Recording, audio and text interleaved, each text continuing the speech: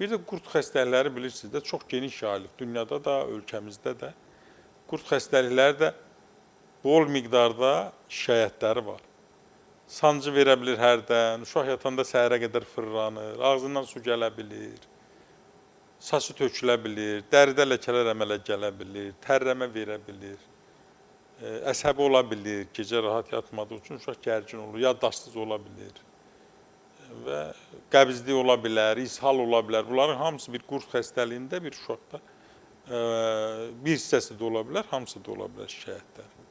Ona görə də şübhə olanda mütləq onu yoxlayın. Özdə bir Azərbaycanda bir dəfə yoxladı, qurd yoxdur doktor. Nədə yoxladın? Qanda yoxladım.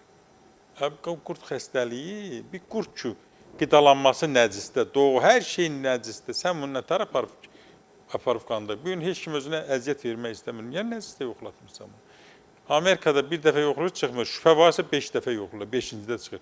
Sən də heç olmasa 2-3 dəfə yoxlayır. Bəzən düz götürmürsən sən o analizini götürdüyün sən. Sən nəticənin əvvəlindən, ortasından və axırından götürməlisən ki, bir yerdə düşməyə də bilər.